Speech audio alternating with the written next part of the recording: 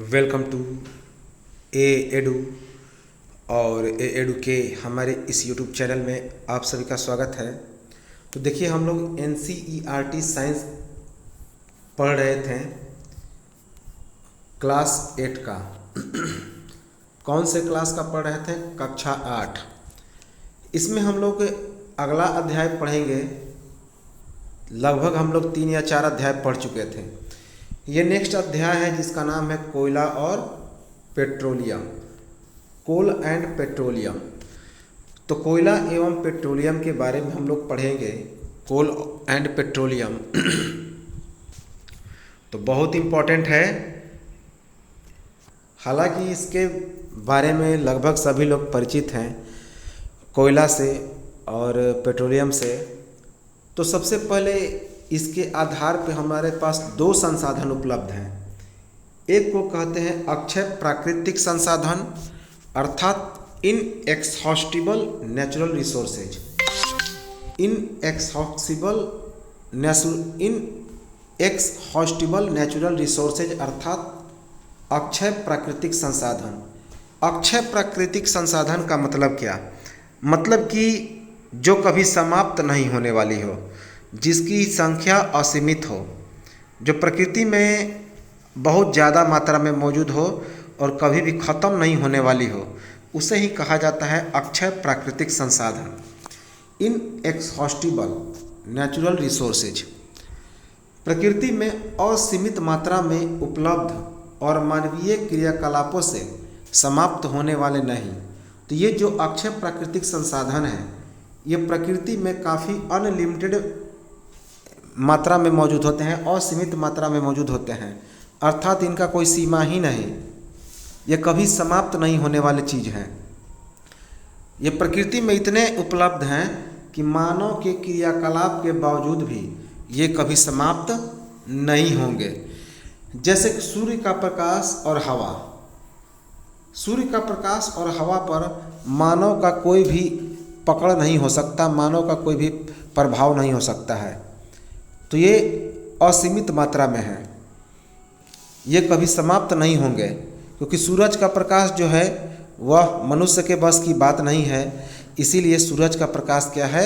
इनएक्सहॉस्टिबल natural resources है। हवा भी उसी प्रकार। ठीक इसका उल्टा है एक्सहॉस्टिबल। एक्सहॉस्टिबल का मतलब होता है समाप्त होने वाले प्राकृतिक संसाधन।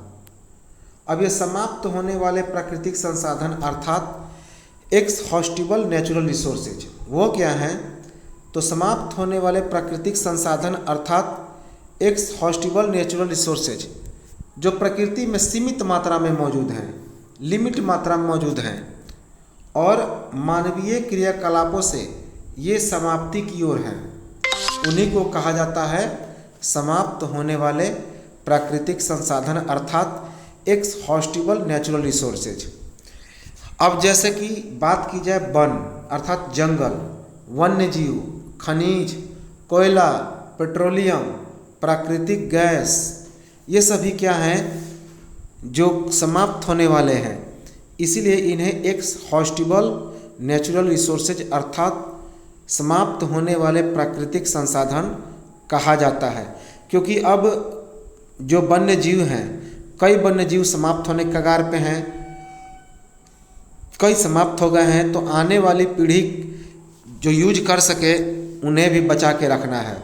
कोयला देखा जाए तो अब तो कोयला का यूज लगभग नहीं हो रहा है, लेकिन जो ताप विद्युत गृह है, ऊर्जा गृह है, इन सभी पर आज भी कोयले का ही इस्तेमाल होता है। अब कोयला के विकल्प के तौर पे हम लोग वाटर का इस्तेमाल करते हैं, हवा का इस्तेमाल करते हैं, क्योंकि ये सभी इनएक्सहॉस्टिबल है। तो कोयला, पेट्रोलियम, प्राकृतिक गैस, वन्य जीव, खनिज, ये सभी क्या हैं? तो समाप्त होने वाले प्राकृतिक संसाधन अर्थात एक्सहॉस्टिबल नेचुरल रिसोर्सेज हैं।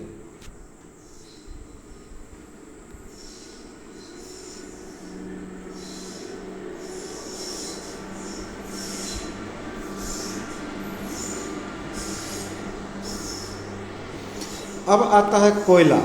देखिए, कोयला के बारे में समझे। इम्पॉर्टेंट है। कोल अर्थात कोयला। यह पत्थर जैसा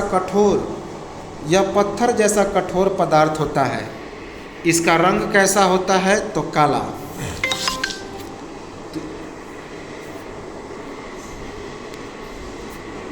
तो यह जो कोयला होता है यह पत्थर जैसा कठोर पदार्थ होता है और इसका जो रंग है वह कैसा होता है? तो काला होता है। इसका उपयोग खाना बनाने के ईंधन के रूप में प्रयुक्त करते हैं। विभिन्न उद्योगों में ईंधन के रूप में प्रयोग करते हैं। पहले इसका उपयोग रेल इंजन को चलाने के लिए जलवाष्प बनाने में इस्तेमाल होता था। तापीय शक्ति संयंत्रों अर्थात थर्मल पावर प्लांट में विद्युत उत्पन्न करने में इसका उपयोग होता है। विभिन्न उद्योगों में ईंधन के रूप में भी कोयले का इस्तेमाल होता है। तो पूछा जाएगा यहाँ से एग्जाम में 4 ऑप्शन दिया जाएगा कि कोयले का उपयोग कहाँ कहाँ है। रेल इंजन, तापीय शक्ति संयंत्र, उद्योग या फिर खाना बनाने का ईंधन। तो इसमें ऑप्शन सभी होगा। इस तरह से एग्जाम में प्रश्न पूछे जाते हैं। तो कोयला जो है एक पत्थर जैसा कठोर पदार्थ होता है। इसका रंग काला होता है और इसका उपयोग खाना बनाने के ईंधन के रूप में होता है। विभिन्न उद्योगों में ईंधन के रूप में होता है। बहुत पहले जो है इसका उपयोग रेल इंजन को चलाने के लिए किया जाता था। इसके द्वारा जितना ही जलता था तो उतना ही ज़्यादा भाप उत्पन्न होता था और उतना ही तेज़ी से ट्रेन चलता था। तो रेल इंजन को चलाने के लिए कोयले का उपयोग भाप बनाने में किया जाता था। तापीय शक्ति संयंत्रों अर्थात थर्मल पावर प्लांट में बिजली उत्पन्न करने में भी कोयले का इस्तेमाल होता है। विभिन्न उद्योगों में ईंधन के रूप में भी इसका इस्तेमाल होता है। तो देखिए यह एक जीवाश्म ईंधन है जो कि समाप्त होने के कगार पर है। तो जाहिर सी बात है अगली जनरेशन के लिए हम लोग इसको इस तरह से इस्तेमाल करें ताकि जो आने वाला जनरेशन है वो भी इसका इस्तेमाल कर सके। अब है कोयले का निर्माण कैसे होता है। तो फॉर्मेशन ऑफ कोल अर्थात कोयले का निर्माण कैसे होता है। देखिए लगभग 300 मिलियन बरस पहले पृथ्वी के निचले क्षेत्रों में बहुत सारे घने जंगल थे। जब प्राकृतिक आपदा आया जैसे कि बाढ़ आया, भूकंप आया, तो इसके कारण ये जो जंगल हैं वे मिट्टी के नीचे दब गए। जब अधिक मिट्टी जमा हो गया तो उसके कारण ये संकुचित हो गए। संकुचित का मतलब हो गया कि ये सिकुड़ गए और उसके बाद दब गए और काफ़ी गहराई में चला गया। इस प्रकार उच्च दाब और उच्च ताप के कारण जो मरे हुए पेड़ पौधे थे धीरे धीरे किस में परिवर्तित हो गए? तो कोयले में परिवर्तित हो गए, कोयले में बदल गए। तो सबसे पहले कोयला क्या है? तो कोयला जो है एक काले रंग का पदार्थ होता है। यह पत्थर जैसा कठोर पदार्थ होता है जिसका रंग होता है काला। और लगभग 300 मिलियन बरस पहले पृथ्वी के निचले जलीय क्षेत्रों में बहुत सारे घने जंगल थे। तो पृथ्वी का जो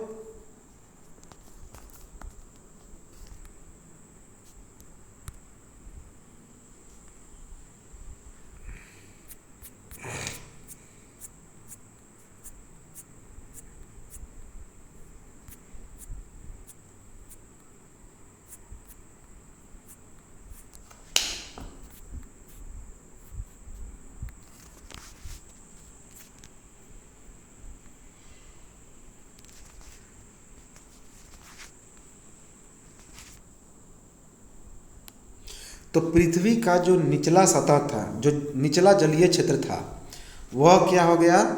तो वहाँ पे घना जंगल था। लेकिन जब प्राकृतिक आपदा आया जैसे कि बाढ़ आया, भूकंप आया, तो ये सभी जो हैं जंगल मिट्टी के नीचे जाके दब गए। और जब अधिक मिट्टी जमा हो गया तो उसके कारण ये संकुचित हो गए। संकुचित का मतलब क्या, कि ये सिकुड़ गए और उसके बाद मिट्टी के अंदर में गहराई तक दब गए, काफ़ी गहराई तक ये दब गए। इस प्रकार उच्च दाब और उच्च तापमान के कारण ये जो मृत पेड़ पौधे थे ये सभी कोयला में परिवर्तित हो गए। किसमें, कोयला में। अब आता है कार्बनीकरण, कार्बोनाइजेशन। तो जैसा कि नाम से स्पष्ट है, कार्बोनाइजेशन का मतलब हो गया कि जिसका जो कार्बन के साथ जुड़ा हुआ हो, अर्थात जो कार्बन बन जाए तो उसको कार्बोनाइजेशन कहते हैं। तो मृत वनस्पतियों का कोयले या कार्बन में परिवर्तित होने की धीमी प्रक्रिया ही कार्बनीकरण कहलाती है। तो जो वनस्पति मर गए हैं वे सभी कोयले में परिवर्तित हो जाते हैं, अर्थात कोयला का मतलब हो गया कार्बन। और यह प्रक्रिया बहुत ही धीमी होता है, अर्थात इसमें 10,000 वर्ष भी लग जाते हैं। और इस प्रकार इस पूरे प्रक्रिया को ही कार्बोनाइजेशन अर्थात कार्बनीकरण कहा जाता है। अब है कि चूंकि कोयले का निर्माण वनस्पति अवशेषों से होता है, इसीलिए इसका नाम जीवाश्म ईंधन अर्थात फॉसिल फ्यूल कहा जाता है। तो चूंकि कोयले का जो निर्माण है वह कैसे हुआ, वनस्पतियों के अवशेषों से दब जाने के कारण, इसी कारण इसका नाम जीवाश्म ईंधन अर्थात फॉसिल फ्यूल रखा गया। जीवाश्म ईंधन, फॉसिल फ्यूल्स। फॉसिल का मतलब क्या होगा, जीव। अब है कोयले का प्रसंस्करण, प्रोसेसिंग ऑफ कोल। कोयले का निर्माण होता कैसे है, तो खैर उसे डिटेल में आप लोग पढ़ भी सकते हैं, लेकिन फिलहाल जो है हम लोग इस कोयला को समाप्त करें। तो कोयले का जो प्रसंस्करण है वह अर्थात प्रोसेसिंग ऑफ कोल।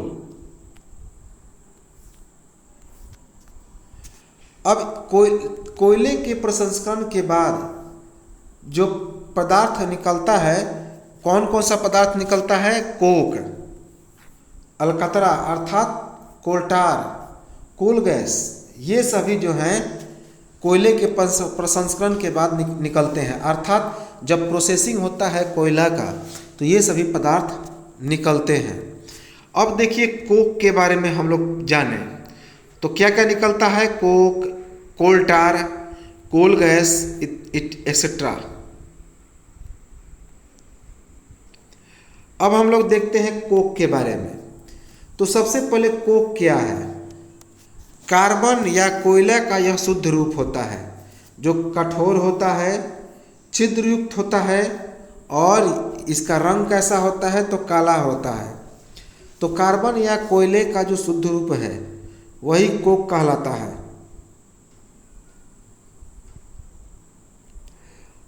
यह कठोर, छिद्रयुक्त और काला पदार्थ होता है।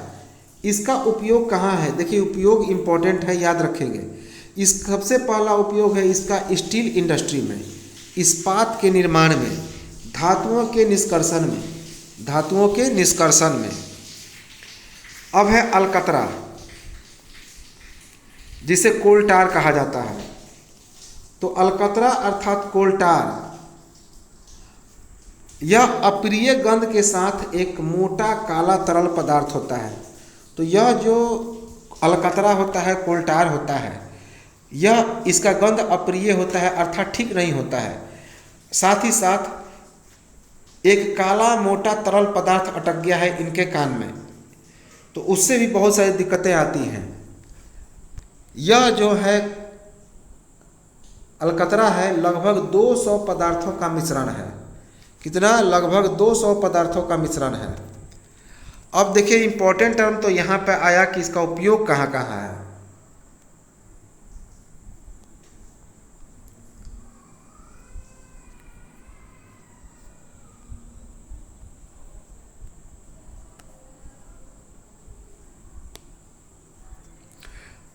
तो इसका उपयोग है, पहला है सिंथेटिक डाई बनाने में। डाई मतलब होता है रंग, जैसे बाल वगैरह पेंट किया जाता है, तो सिंथेटिक डाई बनाने में, दवाइयाँ बनाने में, मादक पदार्थ और ड्रग्स बनाने में, विस्फोटक बनाने में, इत्र बनाने में, प्लास्टिक बनाने में, पेंट बनाने में, फोटो सामग्री छात्रों की सामग्री बनाने में।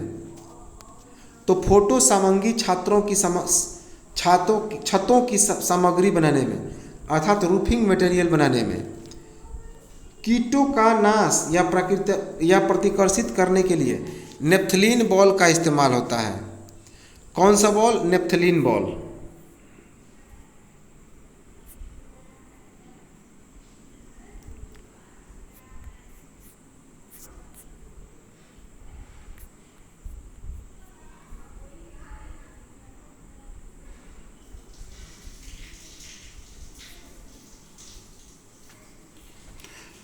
अब इसका जो है कि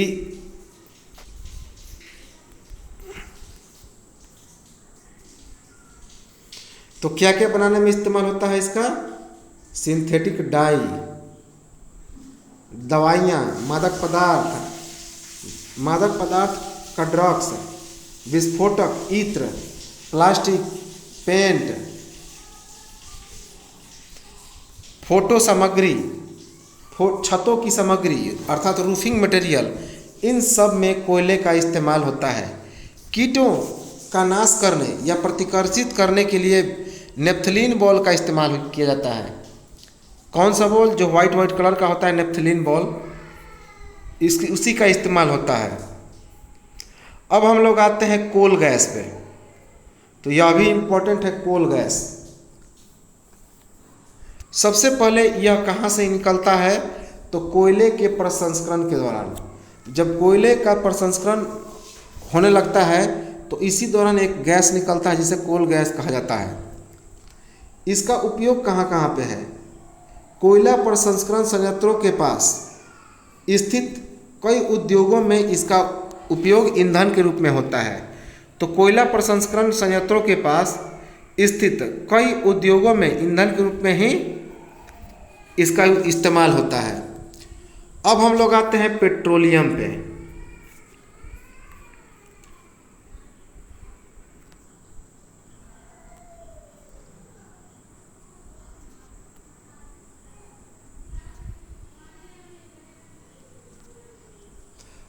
अब आता है पेट्रोलियम के बारे में। तो सबसे पहले समझे कि यह जो पेट्रोलियम है, इस शब्द का निर्माण दो शब्दों से हुआ है। एक का नाम है पेट्रा, और पेट्रा का मतलब होता है चट्टानी या रॉक। रॉक माने पर्वत होता है। तो पेट्रा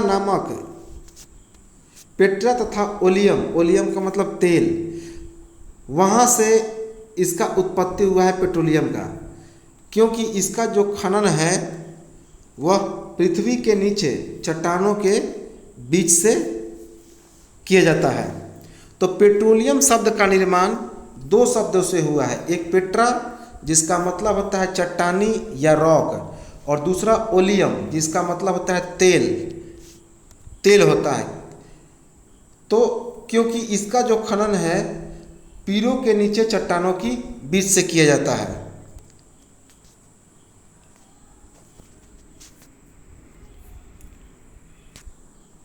अब है कि इन पेट्रोलियम का निर्माण कैसे होता है। तो कोयला का तो हम लोगों ने देख लिया, अब थोड़ा सा पेट्रोलियम के बारे में देखें। पेट्रोलियम का निर्माण समुद्र में रहने वाले जीवों से हुआ था। जैसे जैसे ये जीव मरते गए, उनके शरीर पर समुद्र के तल में बस गए और रेत और मिट्टी की परतों के बीच से ढक गए। अब है कि लाखों वर्षों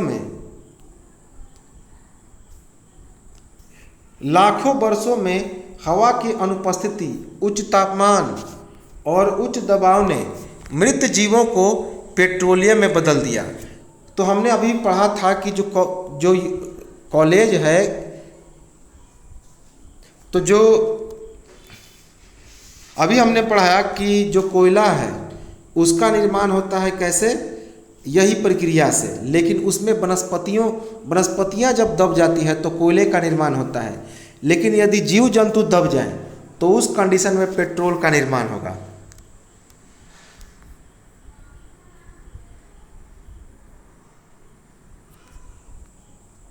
तो पेट्रोलियम का निर्माण समुद्र में रहने वाले जीवों से हुआ था।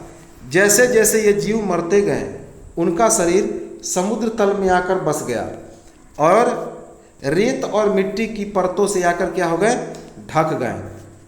लाखों वर्षों में हवा की अनुपस्थिति, उच्च तापमान और उच्च दबाव ने मिलकर मृत जीवों को पेट्रोलियम में बदल दिया।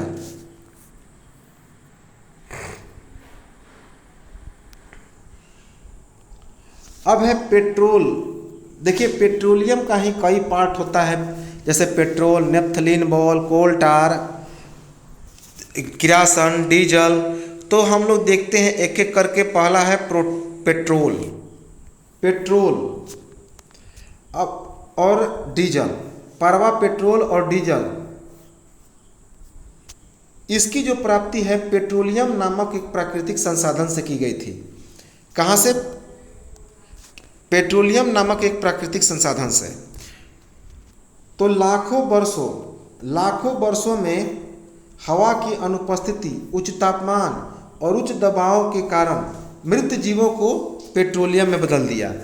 तो बहुत सारे जो उच्च तापमान हुआ, हवा की अनुपस्थिति का मतलब होगा जहाँ हवा भी नहीं आए, उच्च दबाव भी हो, तो इस कंडीशन में जो मृत जीव हैं उन्हें बदल दिया गया। ये किस में बदल गए? पेट्रोलियम में। अब पेट्रोलियम का जो निर्माण है वह पेट्रोलियम नामक एक प्राकृतिक संसाधन से हुई है। पेट्रोलियम नामक प्राकृतिक संसाधन से। अब इसमें कुछ और इम्पोर्टेंट टर्म हम लोग देखते हैं कि विश्व का पहला तेल कुआं कहाँ पे खोदा गया। तो इम्पोर्टेंट यह भी है कि विश्व का सबसे पहला तेल कुआं का खुदाई कहाँ किया गया, तो वो है पेंसिल्वानिया में। दूसरा है कब खुदाई किया गया? 1859 में। दूसरा जो है कि भारत में तेल कुएं की खुदाई कहाँ पे की गई है, तो असम के माकूम, जिसे दिग्बोई भी कहा जाता है, वहाँ पे हम मिल जाते हैं। तो असम के दिग्बोई या फिर माकूम में जो है विश्व का सबसे पहला, भारत का सबसे पहला तेल का कारखाना खोला गया, तेल का पता लगा। अब है कि असम जो है जिसकी स्थापना 1867 में हुई थी। खैर असम अलग बात है कि असम की स्थापना कब हुई थी, 76 हो 72 हो। तो 1867 ईस्वी में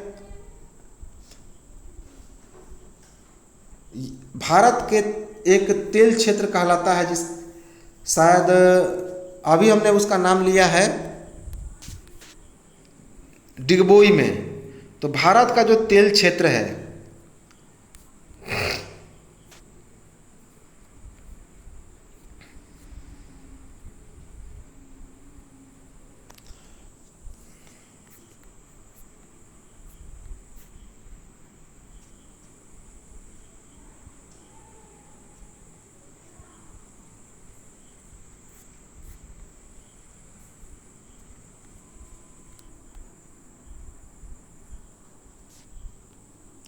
तो पेट्रोलियम है वह दो शब्दों से मिला है, पेट्रा अर्थात चट्टानी और दूसरा है ओलियम अर्थात तेल, क्योंकि इसका जो खनन है पृथ्वी के नीचे चट्टानों के बीच से होता है।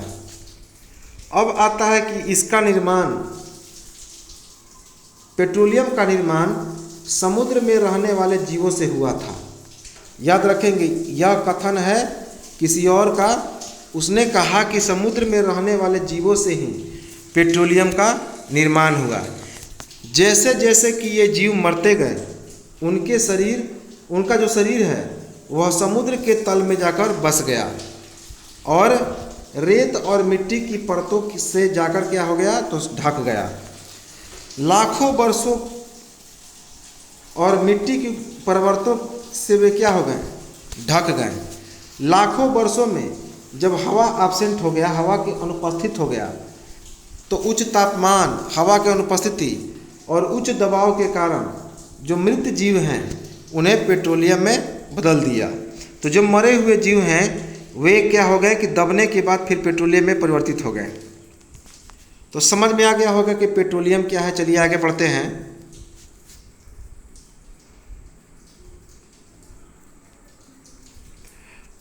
अब है कि विश्व का पहला तेल कुआं कहाँ पे खोदा गया? अमेरिका के पेंसिल्वानिया में 1859 ईस्वी में, 1859।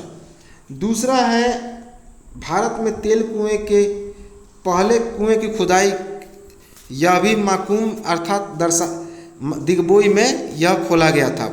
भारत में पहला तेल कुआं कहाँ खोला गया? असम के माकूम या फिर दिग्बोई में। असम में 1867 ईस्वी में भारत का तेल क्षेत्र खोजा गया था। वाइल्ड एरिया इन इंडिया कब? 1867 में।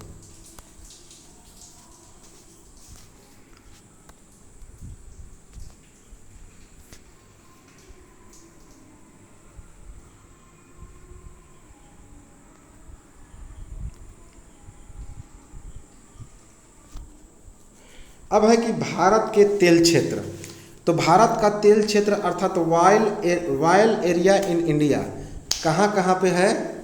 तो असम, गुजरात, बॉम्बे हाई, गोदावरी तथा कृष्णा नदियों के बेसिन में इन सभी की उपस्थिति पाई जाती है। ये सभी देंगे कौन कौन?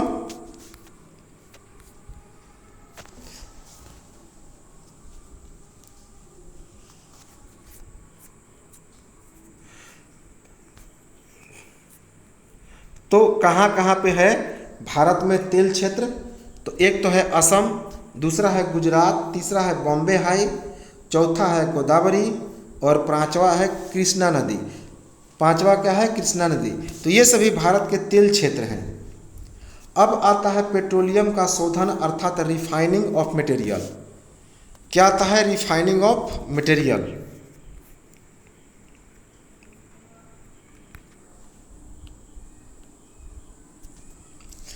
अब है कि पेट्रोलियम एक गहरे रंग का तैलीय पदार्थ है जिसमें एक अप्रिय गंध होती है और यह प्राकृतिक गैस पेट्रोल, डीजल इन्हीं के विभिन्न घटकों या अंशकों को अलग करने की प्रक्रिया पेट्रोलियम का शोधन कहलाता है। Refining of petroleum. तो पेट्रोलियम कैसा है? एक गहरा रंग का तैलीय द्रव है। कैसा? गहरा रंग का तैलीय द्रव जिसमें बहुत दुर्गंधित गंध आती है, जिसमें एक अप्रिय गंध आती है और यह प्राकृतिक गैस पेट्रोल, डीजल, पैराफिन, मोम, जो मोमबत्ती हम लोग जलाते हैं वह भी क्या है? तो ये सभी जो है पेट्रोलियम के हैं। अब है पेट्रोलियम का जो शोधन है उसके बारे में थोड़ा हमको बता दीजिए। रिफाइनिंग ऑफ पेट्रोलियम क्या होता है? अरे सिंपल सी बात है, पेट्रोलियम से हम क्यों 10 घंटे का 11 घंटे का सफ़र है,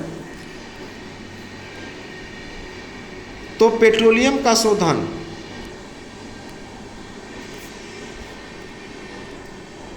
पेट्रोलियम का जो शोधन है अर्थात रिफाइनिंग ऑफ पेट्रोलियम, पेट्रोलियम के शोधन की प्रक्रिया पेट्रोलियम शोधक कारखाना अर्थात पेट्रोलियम रिफाइनरी में किया जाता है।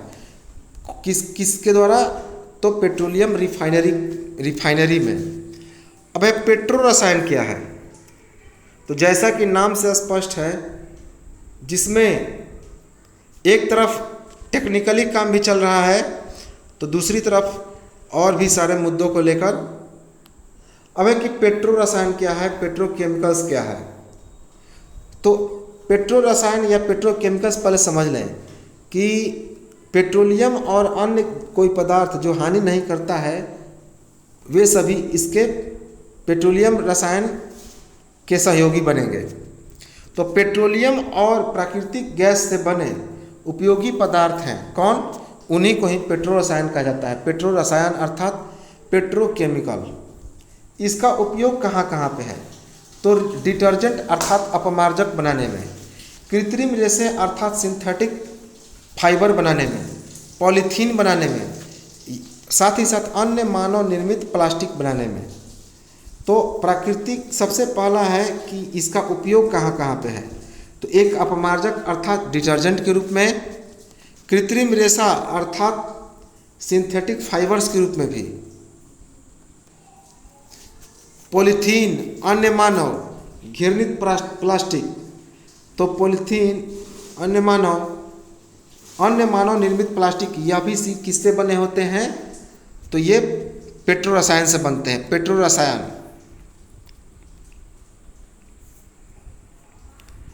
अब आता है प्राकृतिक गैस।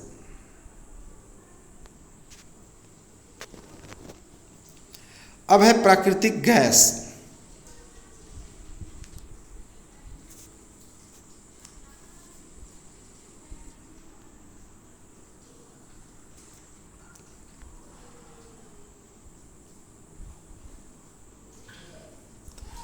तो इसमें जो प्रयुक्त प्राकृतिक गैस, इसमें कौन कौन सा गैस प्रयुक्त होता है। तो हाइड्रोजन गैस, याद रखेंगे, बहुत इंपॉर्टेंट है कि नेचुरल गैस में कौन सा गैस का प्रयुक्त होता है। तो हाइड्रोजन गैस का। इस हाइड्रोजन गैस का उपयोग उर्वरक अर्थात यूरिया बनाने के उत्पादन में होता है। यूरिया अर्थात उर्वरक के उत्पादन में होता है। अब इम्पॉर्टेंट है काला सोना। काला सोना जिसको ब्लैक गोल्ड भी कहा जाता है, ब्लैक गोल्ड। अब है कि पेट्रोलियम का बहुत अधिक व्यावसायिक महत्व है, अर्थात इसका कमर्शियल यूज है। इसी कारण इसे काला सोना कहा जाता है कि ये जो पेट्रोलियम है उसका बहुत सारा व्यावसायिक महत्व है, अर्थात जब बिजनेस एक तरह से कमर्शियल यूज है सबसे ज़्यादा, तो इसी कारण इसे काला सोना कहा जाता है। अब है प्राकृतिक गैस।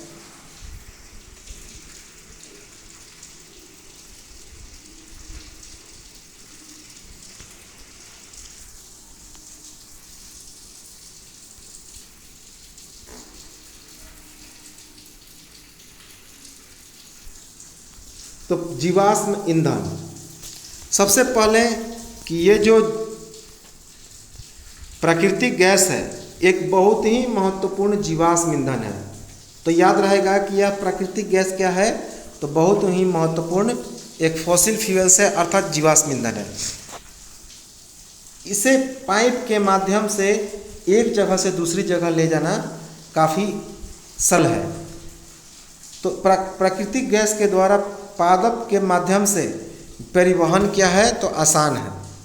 उच्च दबाव में संपीड़ित होकर संपीड़ित प्राकृतिक गैस अर्थात CAG का निर्माण किया। तो उच्च दबाव में संपीड़ित करके संपीड़ित प्राकृतिक गैस जो है अर्थात कॉम्प्रेस्ड नेचुरल गैस है उसका निर्माण हुआ।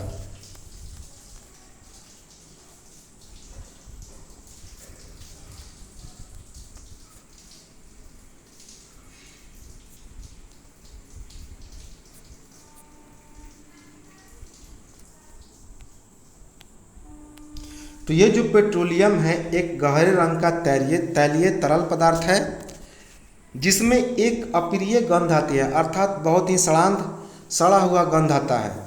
और यह प्राकृतिक गैस, पेट्रोल, डीजल, पैराफिन, मोम इन सभी पदार्थों के मिश्रण से बना है। और यह जो पेट्रोलियम है इन्हीं विभिन्न घटकों अर्थात अंशों को अलग करने की प्रक्रिया, पेट्रोलियम से इन सभी पदार्थों को अलग किया जाता है और इसी अलग करने की प्रक्रिया को रिफाइनिंग कहा जाता है। रिफाइनिंग ऑफ पेट्रोलियम अर्थात पेट्रोलियम का शोधन कहा जाता है। तो इम्पोर्टेंट है, याद रखेंगे।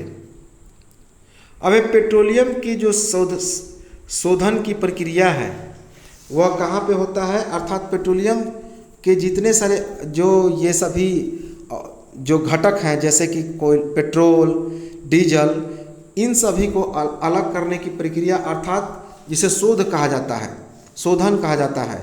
तो शोधन अर्थात अलग करने की प्रक्रिया पेट्रोलियम शोधक कारखाना में होता है, अर्थात पेट्रोलियम रिफाइनरी में। याद रखेंगे, इम्पोर्टेंट है। तो पेट्रोलियम के शोधन का काम कहाँ पे होता है? रिफाइनरी में, पेट्रोलियम शोधक कारखाना में। अब आता है पेट्रो रसायन, पेट्रोकेमिकल्स। पेट्रोकेमिकल्स क्या है कि पेट्रोलियम और प्राकृतिक गैस से बने उपयोगी पदार्थ पेट्रो रसायन कहे जाते हैं। तो पेट्रोलियम और प्राकृतिक गैस दोनों से मिलकर जो उपयोगी पदार्थ बनते हैं उन्हें ही पेट्रो रसायन कहा जाता है। इसका उपयोग की बात की जाए तो इसका उपयोग है अपमार्जक अर्थात डिटर्जेंट बनाने में, कृत्रिम रेशा अर्थात सिंथेटिक फाइबर बनाने में, पॉलीथीन बनाने में, साथ ही साथ अन्य मानव निर्मित प्लास्टिक बनाने में। तो इम्पॉर्टेंट है कि यह जो पेट्रो रसायन है वो है क्या। तो पेट्रो रसायन का मतलब हो गया कि पेट्रोलियम और प्राकृतिक गैस से बने उपयोगी पदार्थ। इसका उपयोग है अपमार्जक बनाने में अर्थात डिटर्जेंट बनाने में, कृत्रिम रेशा अर्थात सिंथेटिक फाइबर बनाने में, पॉलीथीन और अन्य मानव निर्मित प्लास्टिक बनाने में। अब आता है प्राकृतिक गैस। तो प्राकृतिक गैस अर्थात जिसे नेचुरल गैस कहते हैं, इसमें प्रयुक्त गैस कौन सा होता है? हाइड्रोजन। इसमें हाइड्रोजन गैस का प्रयोग होता है जिसका उपयोग उर्वरक अर्थात यूरिया के उत्पादन में किया जाता है। अब आते हैं ब्लैक गोल्ड, काला सोना। तो पेट्रोलियम का बहुत अधिक व्यावसायिक महत्व है, कमर्शियल यूज है। किसका? पेट्रोलियम का। इसी कारण इसे काला सोना अर्थात ब्लैक गोल्ड कहा जाता है। अब आते हैं प्राकृतिक गैस पे। तो प्राकृतिक गैस अर्थात नेचुरल गैस, यह बहुत ही महत्वपूर्ण जीवाश्म ईंधन होता है। क्या होता है? जो प्राकृतिक गैस होता है बहुत ही महत्वपूर्ण जीवाश्म ईंधन होता है। ये जीवाश्म ईंधन मतलब फॉसिल फ्यूल्स, फॉसिल फ्यूल। तो यह बहुत ही महत्वपूर्ण जीवाश्म ईंधन होता है। कौन? प्राकृतिक गैस। इसी पाइप के माध्यम से परिवहन आसान होता है। तो चूंकि पाइप के माध्यम से ही हर एक घर में यह पहुंचाया जाता है, तो यह एक सरल और काफ़ी बढ़िया प्राकृतिक गैस को घर में यूज करने का तरीका है। तो पाइप के माध्यम से इसका परिवहन आसान हो जाता है। उच्च दबाव में संपीड़ित करके संपीड़ित प्राकृतिक गैस का निर्माण किया जाता है अर्थात कॉम्प्रेस नेचुरल गैस का निर्माण किया जाता है। अब ये संपीड़ित का मतलब होता है कि जैसे कि हवा को क्या किया जाता है कि एक सिलेंडर में दबाया जाता है, तो दबाने के बाद वह उसका रूप ले ले, वही संपीड़न कहा जाता है। तो जो संपीड़ित प्राकृतिक गैस हैं उनका निर्माण उच्च दबाव में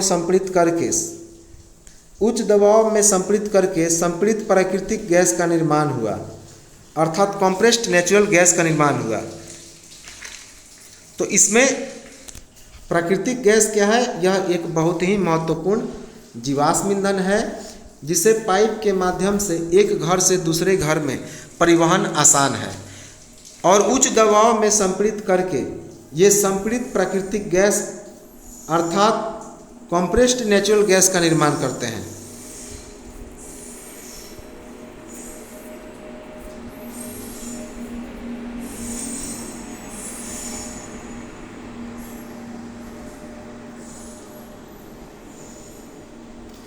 अब है कि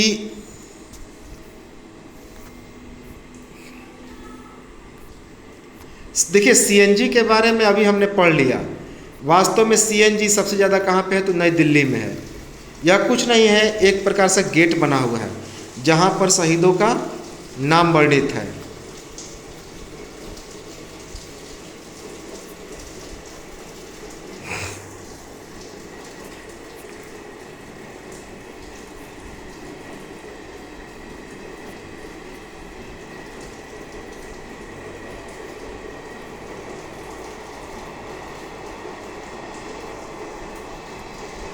तो कोयले के प्रसंस्करण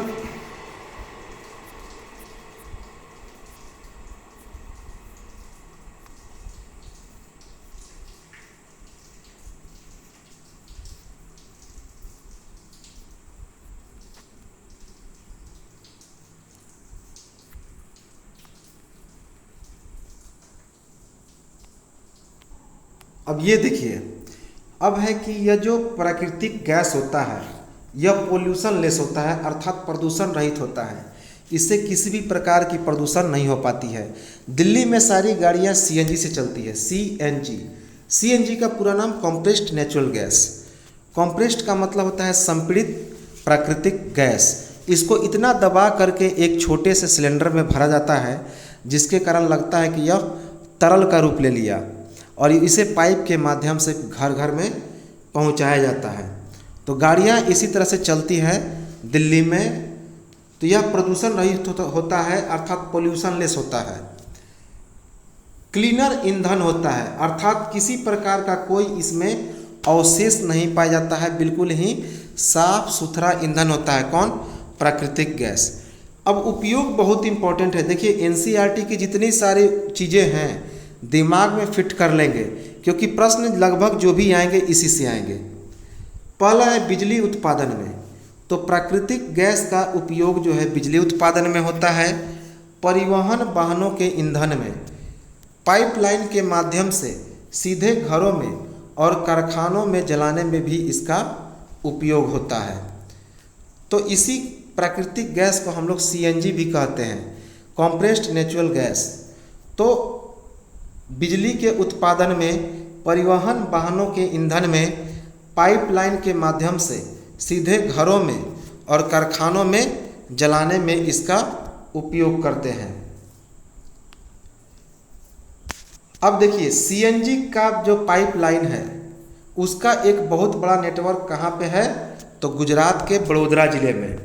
कहाँ पे है? गुजरात के बड़ोदरा ज़िले में सीएनजी के पाइपलाइन का एक बहुत बड़ा नेटवर्क है। अब एक इम्पॉर्टेंट टर्म पर हम लोग आते हैं पीसीआरए। पीसीआरए मतलब petroleum conservation research association, petroleum संरक्षण अनुसंधान संघ। पीसीआरए का मतलब पेट्रोलियम कंजर्वेशन रिसर्च एसोसिएशन, अर्थात पेट्रोलियम संरक्षण अनुसंधान संघ। अब इसका मुख्य काम क्या है? तो सिंपल सी बात है, इसका मुख्य काम है कि वाहन चलाते समय पेट्रोल या डीजल की बचत के लिए यह 4 प्रकार की सलाह देता है कि किस प्रकार पेट्रोल या डीजल की बचत हो वाहन चलाते समय। तो उसके लिए यह सुझाव देता है, एडवाइस देता है।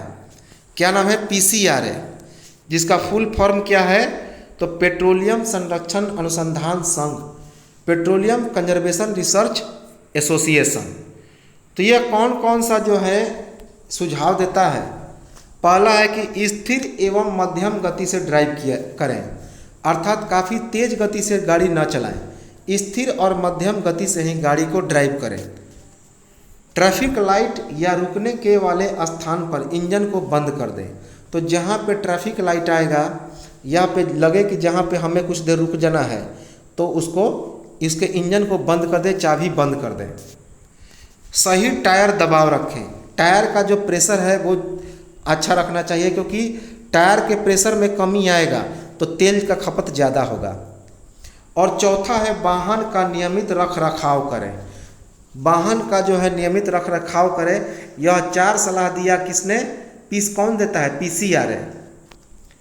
कौन कौन? स्थिर एवं मध्यम गति से ड्राइव करें, ट्रैफिक लाइट या रुकने वाले स्थान पर इंजन को बंद कर दें, टायर का दबाव सही रखें और वाहन का नियमित रख रखाव रखें।